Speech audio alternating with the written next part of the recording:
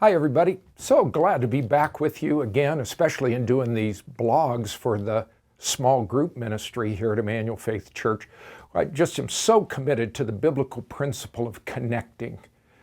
Small groups, a place where we can share with others our hearts and be transparent and honest and truthful. We can give and receive comfort from each other. I'm just so pleased that you're actively involved in this idea of doing life together. Let me take just a couple of minutes to highlight again what we learned last weekend. In James chapter 1, verses 2 through 12, we got the 5 directives for how we're to pass the tests of faith that problems bring into our lives. And you have plenty of material, lots of material that you can take a look at and questions that you can interact with each other about to dig a little deeper into those 5 directives. What I wanted to do for just a minute here is to tell you just a little story about 2 frogs here that I hope will bring all of this together. Because much like these 2 frogs, and I just didn't have time to do this in my sermon, much like these 2 frogs, we all battle problems and challenges in life. And an awful lot of it, how we respond to those challenges, is determined by the work of God within us, and that's what the text is really all about. Let me just read this to you. It's amusing, to say the least. 2 frogs fell into a can of cream, or so I've heard it told. The sides of the can were shiny and steep. The cream was deep and cold. "Oh, what's the use?" croaked number 1. "'Tis fate, no help's around. Goodbye, my friend, goodbye, cruel world," and weeping still, he drowned.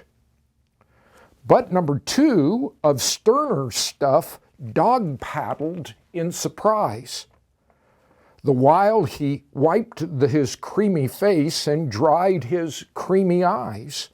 "I'll swim a while at least," he said, and so I've heard it said, it really wouldn't help the world if one more frog was dead. An hour or 2 he kicked and swam. Not once he stopped to mutter, but kicked and swam, then hopped out via butter.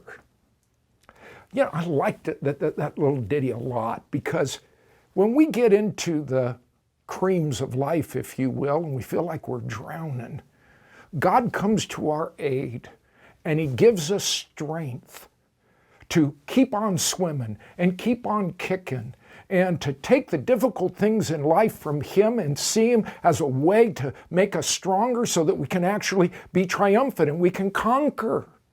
If we short-circuit the process by a lack of understanding, by a desperate need to end our pain, boy, we're not going to have the kind of endurance and strength that it takes to turn cream into butter in life. I don't know if you can relate to frog number 1 or frog number 2 in this story. You have a lot of questions. That might be a good starting place for you in your small group. Which one do you relate to more?